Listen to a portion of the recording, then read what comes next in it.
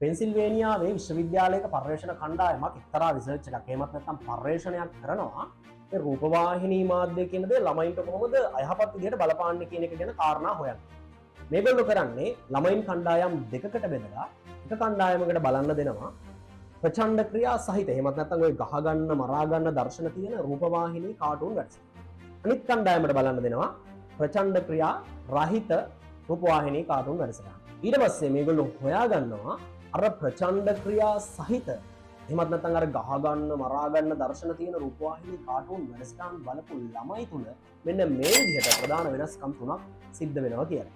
පළවෙනි දේ තමයි වේදනාත්මක දේ පිළිබඳ දරුවන්ගේ සංවේදීතාවය අඩුවීම, ළමයින් තමා ජීවත් වෙන අවට ලෝකයේ පිළිබඳ අනවශ්‍ය බියක් ඇති කර ගැනීම සහ ඉක්මනින් ආක්‍රමණශීලී වෙන්නත් අනිත් අයත් එක්ක ඉක්මනින් ගැටුම් ඇති කරගන්නත් පෙළඹෙනවා කියන එක. මේ වගේ දේවල් ඔයාගේ මීඩියා ප්‍රශ්න පත්‍රයට අනිවාර්යෙන් වෙන්න පුළුවන්. ඒක නිසා මේවා හොඳට මතක තියාගන්න. මේ වගේ දේවල් තවදුරටත් දැනගන්න අපිව ෆලෝ කරලා තියාගන්න.